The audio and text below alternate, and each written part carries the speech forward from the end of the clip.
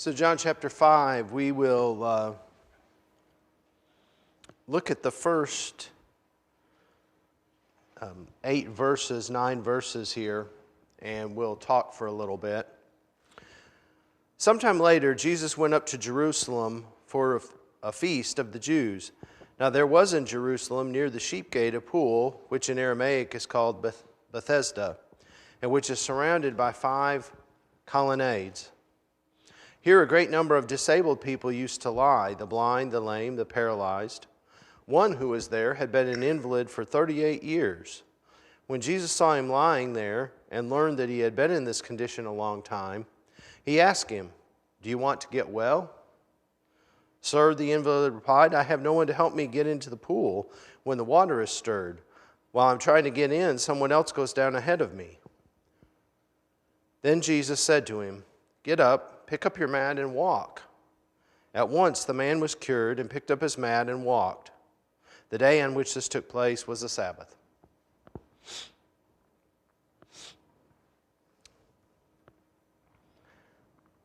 A couple of things that we'll just get out of the way is by way of introducing this text, and then want to ask some questions. John starts out this chapter in a way that he often starts out a lot of the text, in that John is not driven by being real concerned about the sequencing of events or the preciseness of the timing of when things happen. So he just says sometime later. You know, in other words, if you were real interested in, well, what day was it or what was going on, John's probably not the person you're gonna talk to about that. That wasn't his style of writing. It wasn't his purpose. The synoptics, Matthew, Mark, and Luke, are much more sequential. You know, things happen and they'll be much more specific about the ordering and when they occurred. John is a little more less concerned about the sequencing and more concerned about the story fits a narrative that John is wanting to tell, or the Spirit is wanting to speak through John to tell. So he says sometime later, Jesus went up to Jerusalem. Now, what do you notice just here at the very outset that's a little unusual about this particular passage in terms of when Jesus goes somewhere in the Gospels? What typically is true, or what typically do you hear?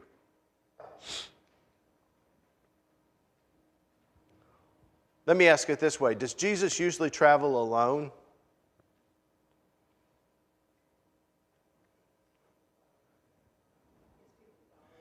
Yeah, usually he's got big crowds following him, and usually who is with him specifically?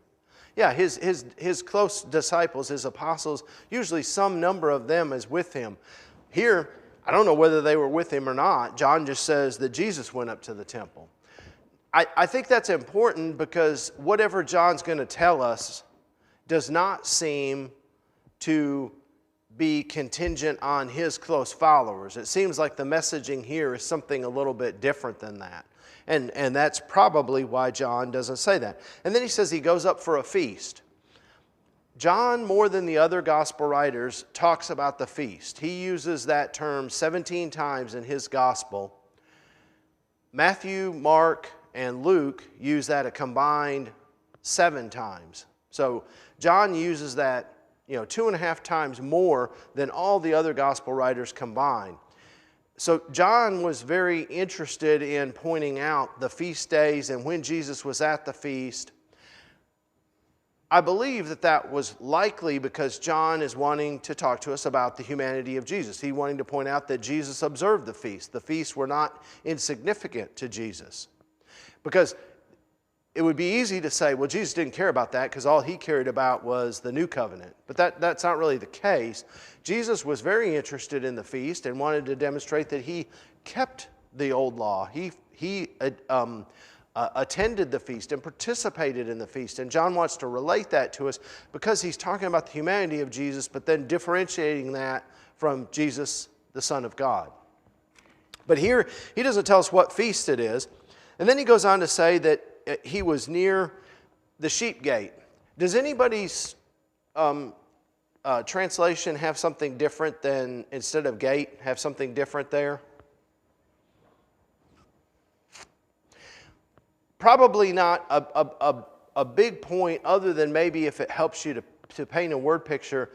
From the reading and the studying I've done, that probably would be better understood to be the sheep pool by another pool.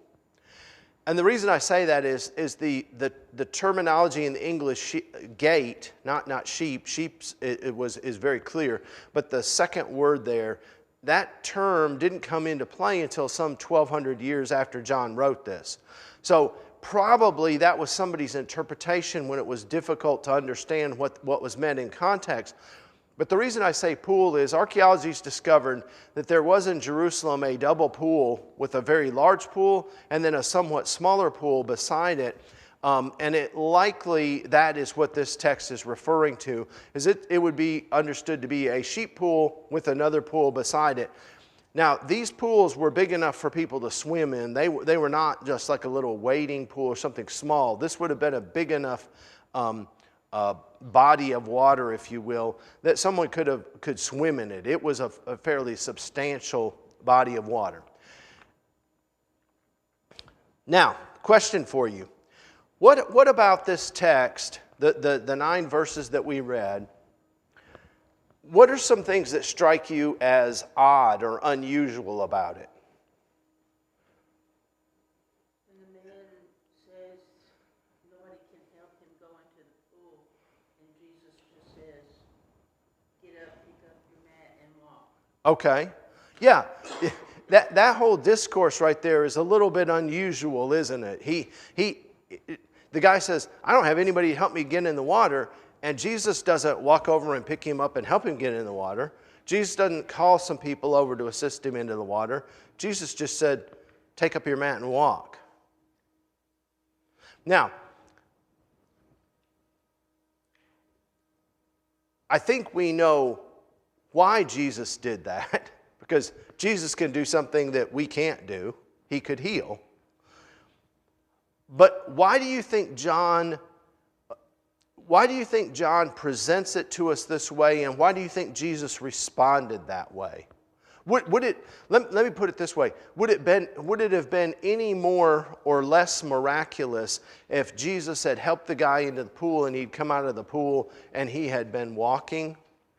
Would that have been any less miraculous? But this makes it more dramatic or more dynamic, maybe is a better way to say it. What else about it? What just before in the first part of that discourse, I said that is kind of strange. What does Jesus say to that guy to kick this off? Yeah, do you want to get well? Isn't that a curious question to ask somebody who has been crippled and apparently unable to get up and move around for 38 years? Doesn't that seem like a odd or bizarre question? Do you want to get well?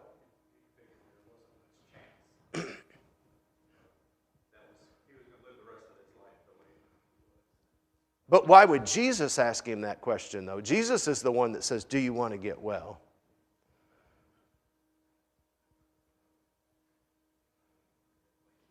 I mean, doesn't that seem to be a very rhetorical question that just begs the answer yes?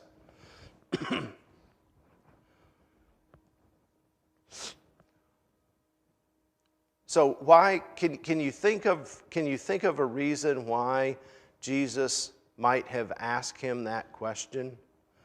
Because I'll tell you, I think if you can get to the answer, I think if we can get to the answer of that question, we will have what I believe is a central point in John relating this story to us in Scripture.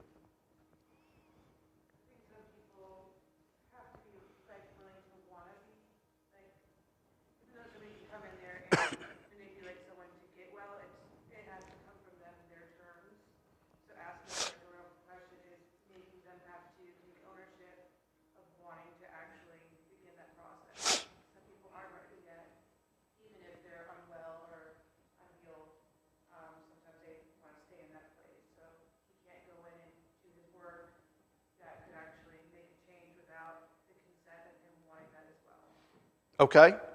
Yeah. I think that is, I think that there is I think that there is truth in that, and I think that is drilling down on the truth of the matter here is in Jesus' ministry, does Jesus typically do things to just help people get better or provide for people and go on his way? Or does Jesus do things to help people to achieve a greater cause? I tend to always ask leading questions because it's just easier to get the answer you're looking for. Do you,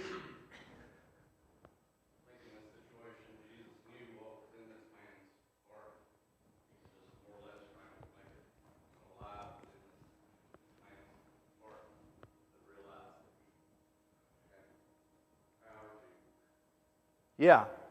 I think both of you are headed down the right path. He's trying to get this gentleman to see that he has a need that goes way beyond not being able to walk for 38 years. But the fellow is fixated, understandably, but is fixated on the fact that he can't walk and seems to have the belief that if somebody can help him get in this pool, it'll all be taken care of. And Jesus is wanting to redirect his thoughts. I think it's a hard message to really understand, because I think it's a point that Jesus tries to make over and over and over again. You know, the miracle stands on its own, healing stands on its own, but there's always that truth behind the miracle, which is Jesus has the authority to forgive sin. And so people never get it. It's hard to comprehend. But the forgiveness of sin is greater than the forgiveness of the body. And that's what Jesus provides both to this man, but provides us the greater one today. Right. Yeah. You know, so often in Scripture we see where Jesus will say, you know, when he's called into when he's questioned on what he's doing, he'll say, which is easier for me to say, stand up and walk, or your sins are forgiven? But so that you know that I have the authority to forgive sins, stand up and walk. The miracles serve as the proof that Jesus is who he says he is. And if Jesus is who he says he is, then he clearly has the ability to forgive sins. And Jesus demonstrated that over and over and over again. Now with this man, if you jump down, if you look down in the text down to verse 14, what do we learn about this man that we don't know from the first 9 verses that we read? Or don't know specifically? What's verse 14 say? And what did Jesus say to him when Jesus is at the temple?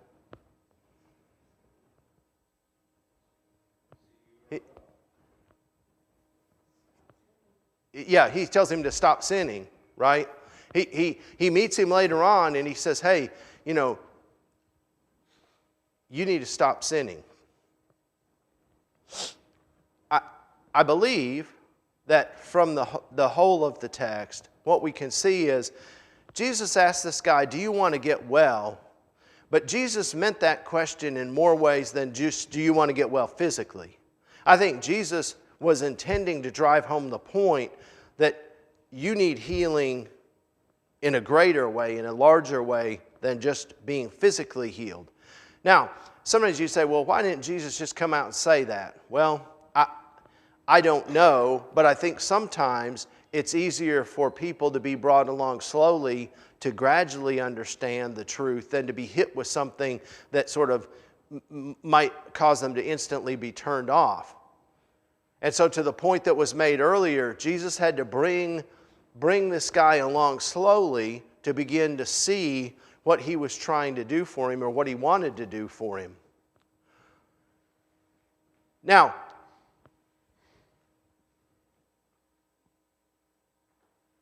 when the man said, the man's response to Jesus' question, do you want to get well? The man's response was, I don't have anyone to take me down to the pool and help me to get well. So, where was he looking for the solution to his problem? in the water, in the pool. And some people have said that there was a belief that there was some kind of, otherworldly, I'll say, power in the water. An angel came down and stirred up the water. Something happened there was healing power in this water. And he clearly, apparently believed that. Now, whether he believed that because that was just a story, a rumor, whether he believed it because people that had gotten in that pool and gotten out were somehow better or felt better or whatever, I don't know. But he believed that if he could get in that pool, he'd be made well. And that's the way that he answered Jesus. So one of two things had to be true about his initial interaction with Jesus and that answer. Either one, he had no idea who Jesus was and who Jesus claimed to be, and he just thought he was another guy coming along offering to help. Or two, he just wanted Jesus to help him get to the pool, and he didn't care who he was or what he was about. And Jesus then goes on to say, gives him an answer that points to where Jesus wants him to go, but is not the answer that the guy was expecting, I don't think. Because when he asked him, do you want to get well? And the guy said, well, I don't have anyone to help me get to the water. And then the next thing is, Jesus says, well, take up your mat and walk. If I was in that conversation, that would be a very strange conversation. Because it's like, you're asking me if I want to get well, and I've been an invalid for 38 years. And then I tell you, I don't have anyone to help me get to the water, and you tell me, take up my mat and walk? Don't you think, in my mind, it'd be like, well, don't you think that if I could take up my mat and walk, I would have done it already? But what does the guy do, according to John?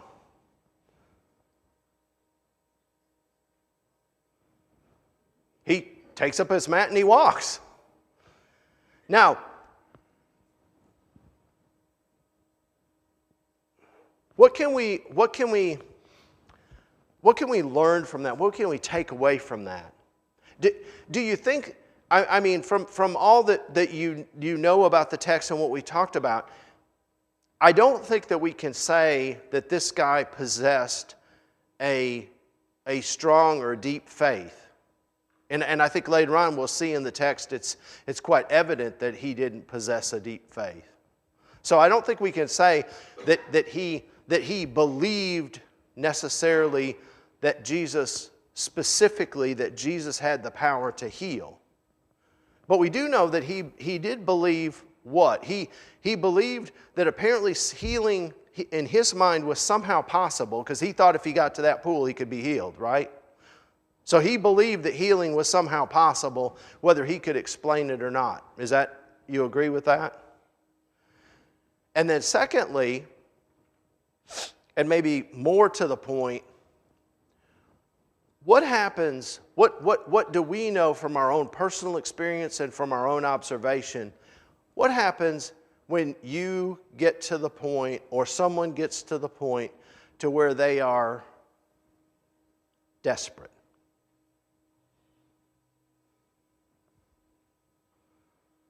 Does that change? Does from your own experience, either you personally or people that you've seen, do people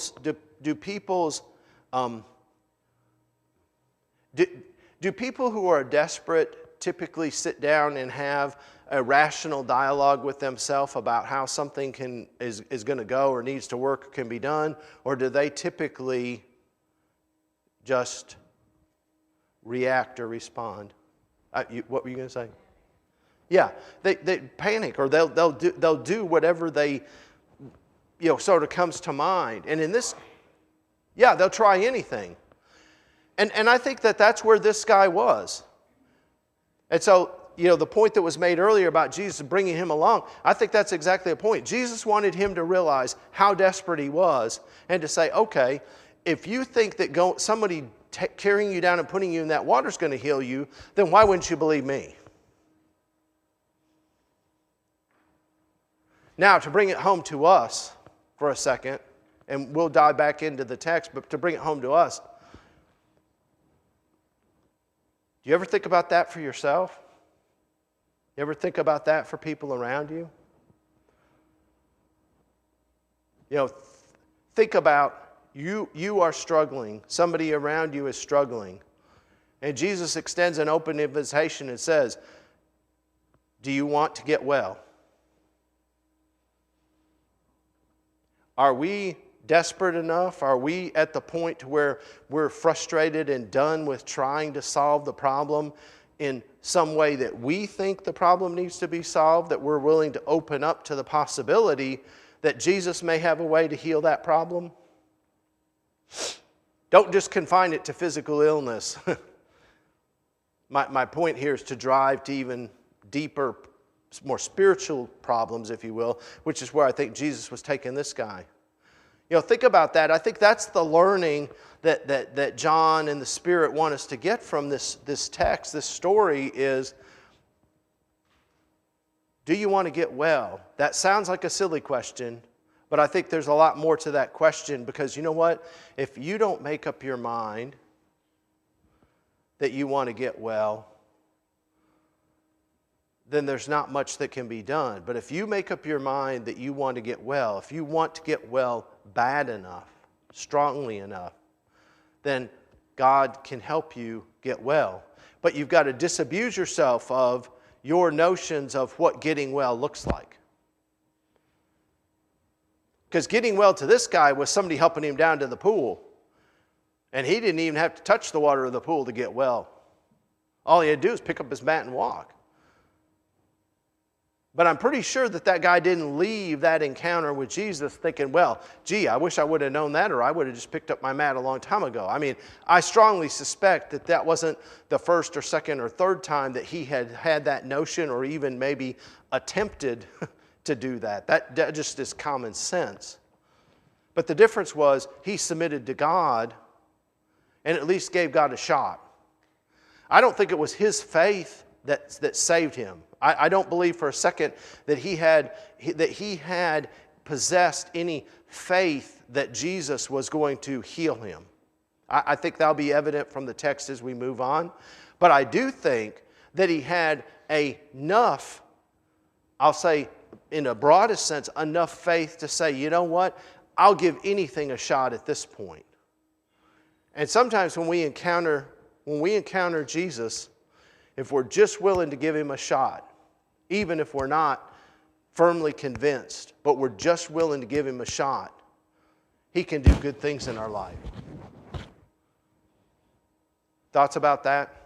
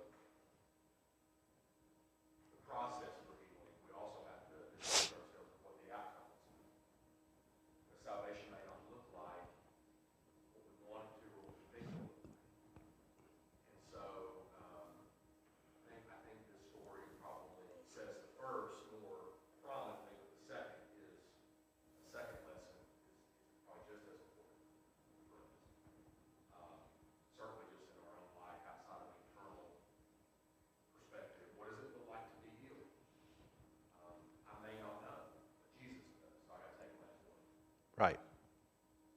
Right.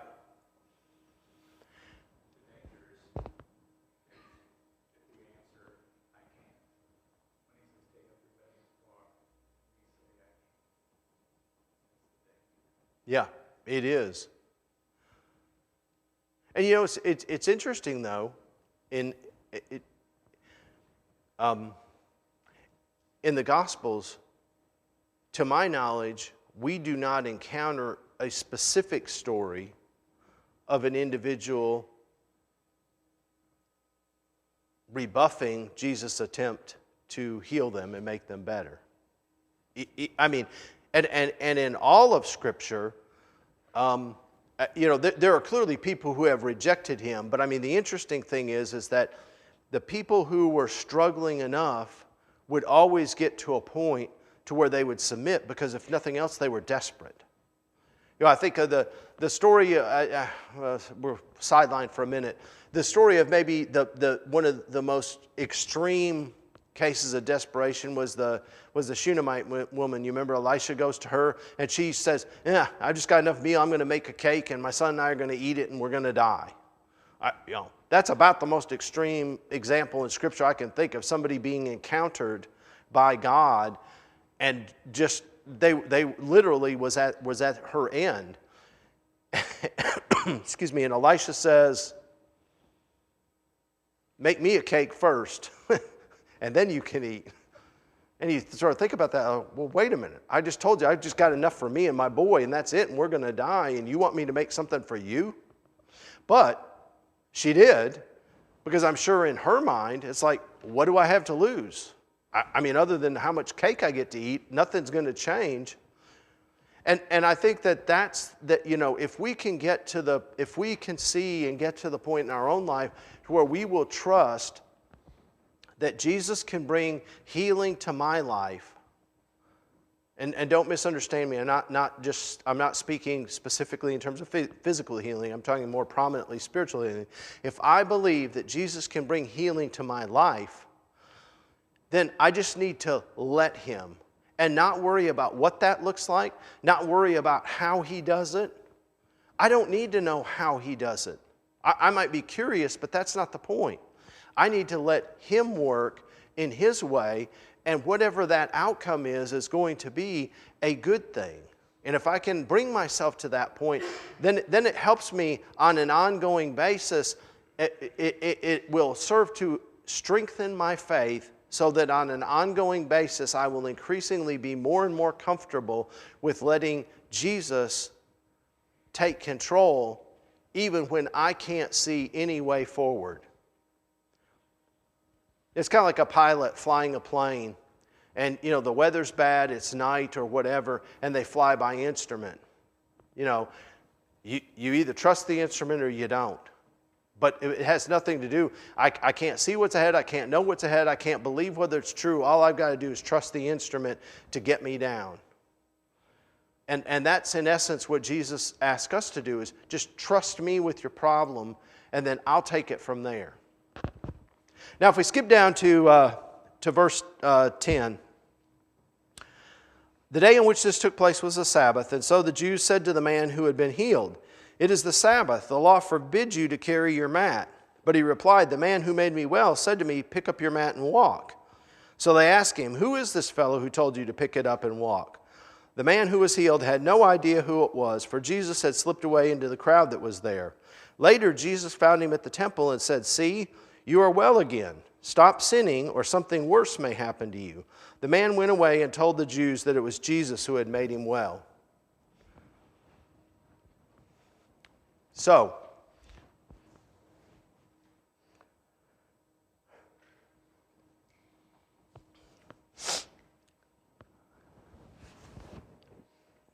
the Jews, presumably the religious leaders, came to the man and said, you know that you're not supposed to carry your mat on the Sabbath. What do we, I don't want to digress too much. Sometimes I think that we are probably unfair to some of the Jewish spiritual leaders and the Pharisees, and unfair in the sense that it is not right that they have the attitude they have, but I think sometimes we rain down curses on them for their behavior, and yet I'm not so sure that at times, perhaps we're not guilty in our own way of something similar. So I always want to be careful. But what in the world? That they see a guy who, some of them surely had to know, or they had to have testimony that the guy hadn't walked in 38 years, and now he is walking, and they are concerned about the fact that he took up his mat and carried it on the Sabbath. Why do you think that they would have had that attitude? What drives or promotes that? Okay, yeah, they were not concerned about the man who had been healed, being healed. They were concerned about trying to attack Jesus because they felt like Jesus was attacking them. He was working counter to them. In the law, you weren't allowed to carry your mat or your bedding on the Sabbath. But now, if somebody had picked him up and carried him on the bed, that would have been okay with them. That's kind of the strangeness of the way that the traditions or the laws had been developed. That's why I think that's why the man, they said, you can't carry your mat on the Sabbath. And the guy said, well, the man told me to pick up my mat. In other words, I would have been happy for him to carry me, but he told me to pick it up, so that's what I did. And they're basically, well, tell us who this guy is. And the guy says, what? Oh, no. Now that goes back to the comment about Jesus, or about the man's faith. He didn't know who Jesus was. He didn't even know that it was Jesus. He understandably, there was quite a commotion, I'm sure, whenever this guy that they had seen sitting around there for 38 years gets up and walk. I'm sure there was quite a commotion, and Jesus just left. Jesus didn't hang around. He just got away from it. The guy said, I don't know who healed me. So he did not have a specific faith in Jesus because he didn't even know who it was. He couldn't even say, oh, it's that teacher fellow that I've heard so much about. He had no idea who it was. Then Jesus encounters him in the temple. Okay, the next question to ask ourselves is, why do you suppose this guy was in the temple? We're speculating, but I think it helps. I think it's okay to take some educated guesses here. Why might he have been in the temple? Because he could? Yeah. Yeah, because he could. He was able to get up and get around, and he probably was going there to worship or offer some offering or sacrifice of thanks for the fact that he had been healed. I think that that's a very reasonable assumption, and he could finally go to the temple and worship. And when Jesus encounters him, Jesus tells him two things. Or Jesus actually, he makes two observations and one statement. His observation is, see, you're well.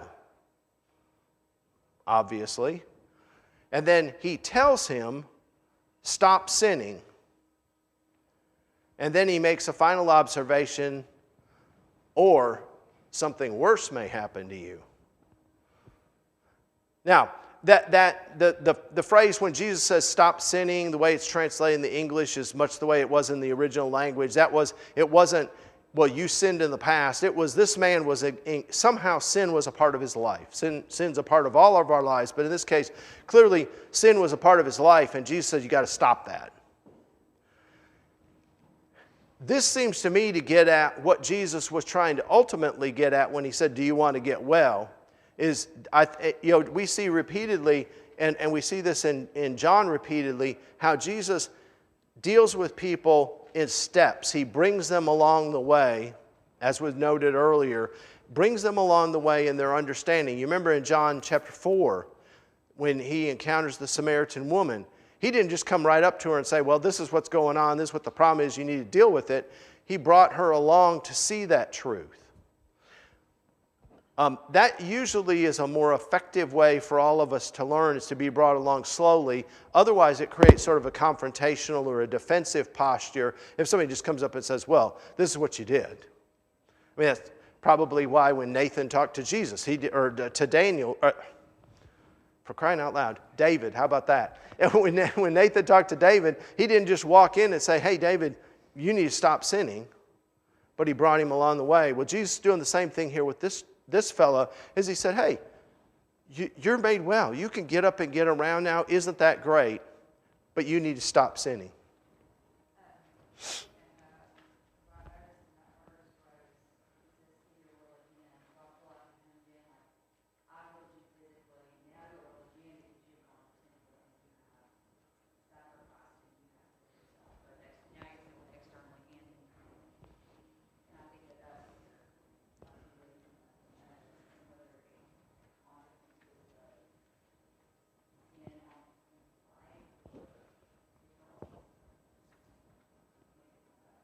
Yeah.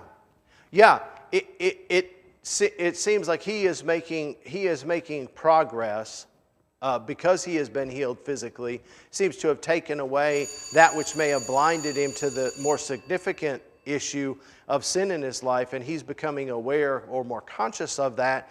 And then Jesus says, so because of that, stop sinning. Keep letting the good things that are happening in your life happen.